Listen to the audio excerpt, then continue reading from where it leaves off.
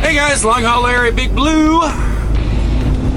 It is September 19th, 2019. We are on our way down to Fort Worth, Texas. Just got done with our 10-hour break from Sullivan, Missouri. Grabbed me a shower. Actually sat down in Denny's there and had me an omelet. And time to make some tracks. I got about 580 miles to go to get to my destination down there, to craft at the railhead location, Fort Worth. And bad dad joke for today is, what's an astronaut's favorite part of a computer? Well, that would be the space bar. There you go.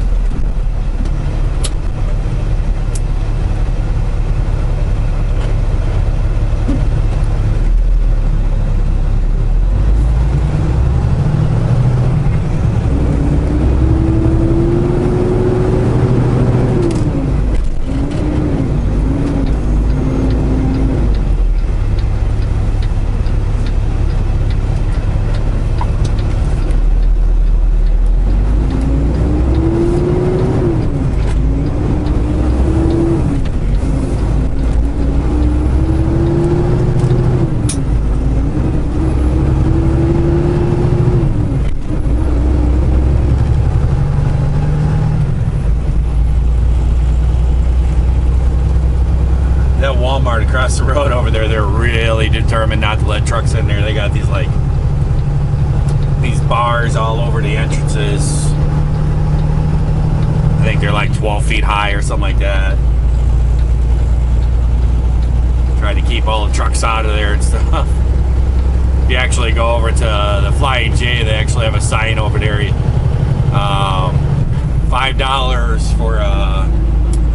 $5 for a shuttle to Walmart.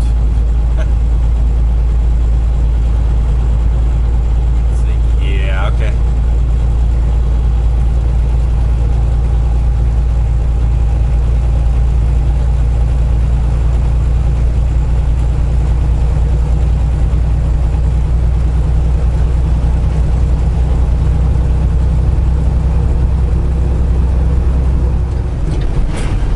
Well guys, Big Cabin, Oklahoma. I seem to be on a continual loop here.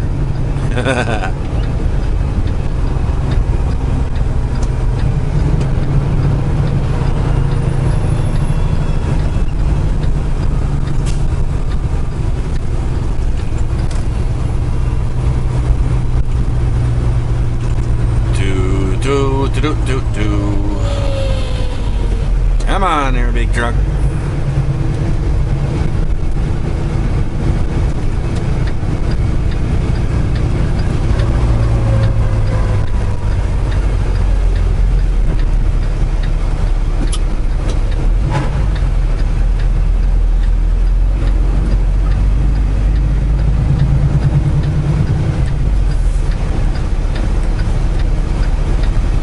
That guy was slow. That guy's gonna go through it too.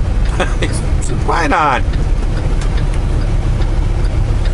Well, you guys can't go yet. There's still trucks coming. Well, there's our big wood Indian.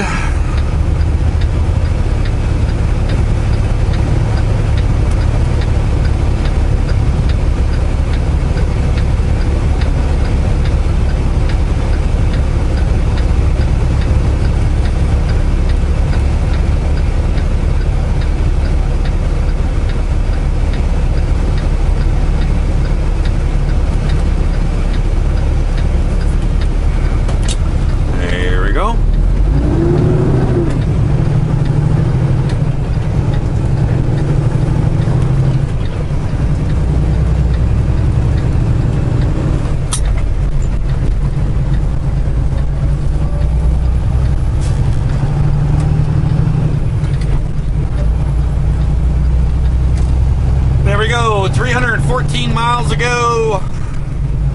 Hey guys, we just got done with our half an hour break.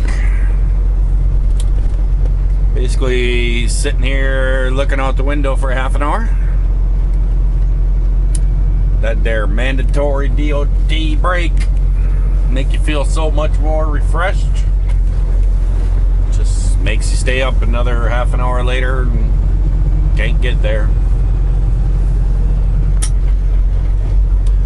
But we are ready to roll. We got 114 miles to go. What's the name of this town? Calera, Oklahoma.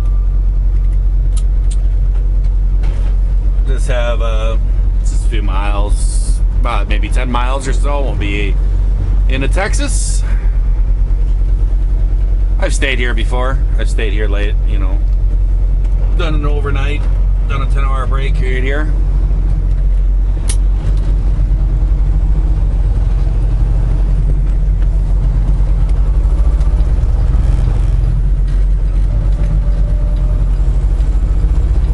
I was gonna stop in Joplin and get me a truck wash.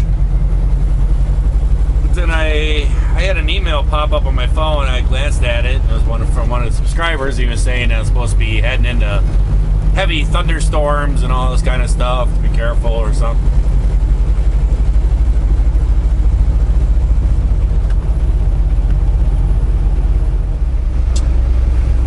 Got empty this morning and I pulled in there. I had a 6 a.m. appointment and I pulled in there and checked in about 5:45, and they came back out and they handed me my paperwork, which was signed and everything, and I looked at them and I'm like, what? And I says, you know I'm not a drop, right? And he was like, oh. And I says, yeah, I'm supposed to have a 6 o'clock a live appointment for unloading. And he's like, oh, and he took my paperwork back, and then I said, I have a 6 o'clock, right? And he goes, no, you have a noon, and it's supposed to be a drop. And I'm like, we don't drop down here.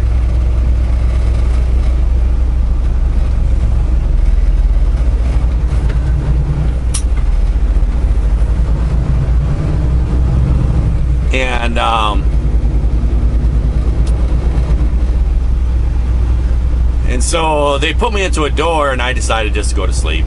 I didn't even set an alarm or nothing. And they're supposed to come out there. The yard guy's supposed to come out there and let you know when you're empty and stuff. A lot of times I just sit there and clean the truck or whatever, because it's usually only like an hour or something, and then I get a green light and I go in there. But they are supposed to come out there and get you. But I just sat there and slept, and they came out and knocked at my door, some grumpy guy, and he's like, I need my door.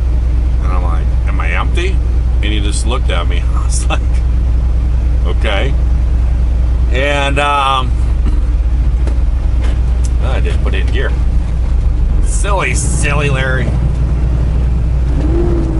And which is no big deal, because I do not pick up till 3 p.m. today at Americold, which is like 15 miles down the road here. So I didn't really care. Didn't really matter to me. But everything is good. But I was coming in last night and kind of had a little bit of a long night because I was having an issue with Big Blue. And the issue was I was just crossing into Texas and I lost oil pressure. Went all the way down to 0. Which Big Blue's got a big engine. And if you lose oil pressure, that's not good for a big engine. It's not going to go well. So I ended up pulling over right away, and I checked everything I could. You know, I had no oil leaks in place, and oil was good and everything. And I just had to let it shut off. I think it had something to do with the highway, because I've said in the past that highway is just so bumpy, it's not even funny. So I don't know if I hit a pretty good bump or something, maybe it unplugged a wire or something, you know, for the oil sensor. I looked at things, couldn't find anything, couldn't find any oil sensor wire not plugged in or something. And I sat there and I ran the engine a little bit and I listened to it. There's nothing that came on, no knocking or nothing. It was getting warm. I was like, I don't know, in my opinion I could just go. I think it's just a sensor gauge, but it's not my truck. So I ended up calling last night and waking the boss up described the situation to him. He can look remotely at the codes of the truck, and he looked at the code, and the code came up, oil pressure sensor irregular. And he looked it up and everything, and what the action should be, blah blah blah, and it came up and said replace oil pressure sensor. So he's like, I think you're gonna be okay. He goes, it's running. And he goes, just, the whole time we were talking, I was running it right by the engine, and I said, I don't think there's anything wrong. I think it's just a sensor or the dial or something. And the reason why I think that is because when you turn the key on, it will cycle all the gauges. All the gauges will go all the way up, all the way back down, and then they'll pop back up into whatever area they're supposed to be, air pressure, whatever.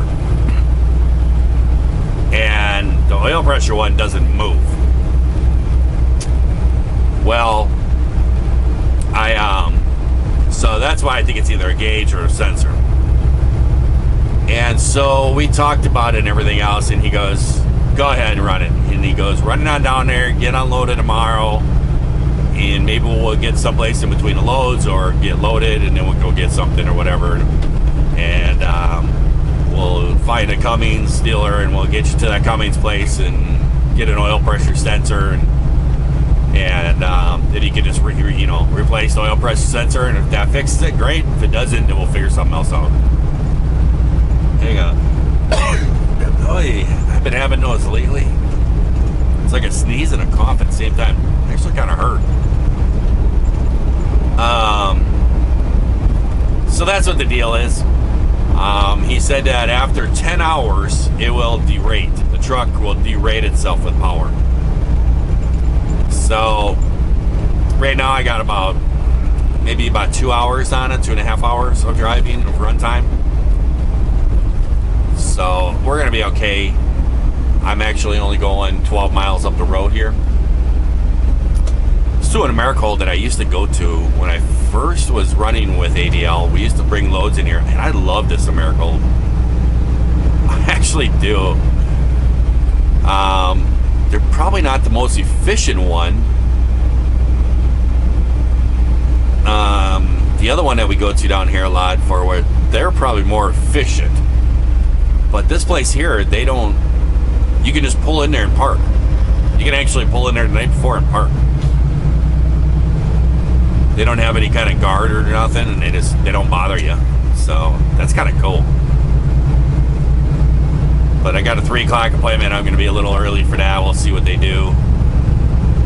Then once I get loaded, then I'll be heading out of here, and I'll be finding some Cummins dealer. But here's the thing. Now I have oil pressure. I didn't have oil pressure when I took off from the receiver, and I drove over and I stopped in that pilot to get something to drink and a little snack, and when I got back out to the truck, I started the truck up, and the oil pressure gauge is working now. So something's a little bit of foobar going on. It's a sensor or it's a gauge. We'll find out. I'll catch you guys later. Okay, it's right over there on your left is downtown Fort Worth. I actually just passed. There's a Kenworth and a Cummins dealer right up the road. I mean, it's like maybe a couple blocks back there on the highway. It's like right up there. I tried figuring a way real quick I could just actually turn around and run back in there and stuff, but it looked like it was gonna be kind of an ordeal. So I decided I'm gonna run it over here and get checked in, get loaded, make sure I'm not late or nothing, don't have any issues, and then I'll run over there.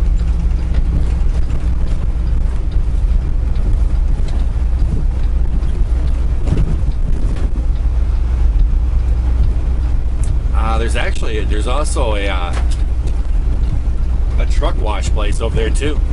It was right by it. It was it said a driver truck wash. I think it's like a thing where you wash your own truck.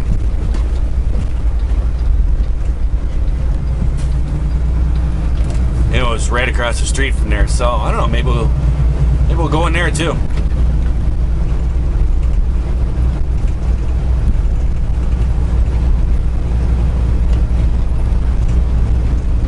see how close we are to downtown Fort Worth.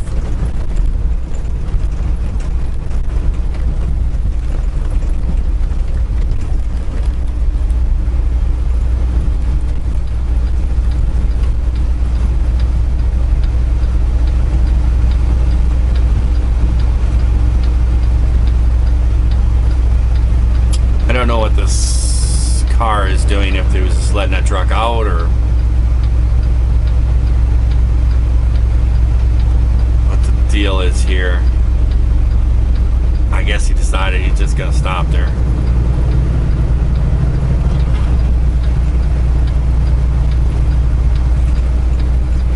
Wow, look at how far this Continental guy is sticking out here. Right at the gate.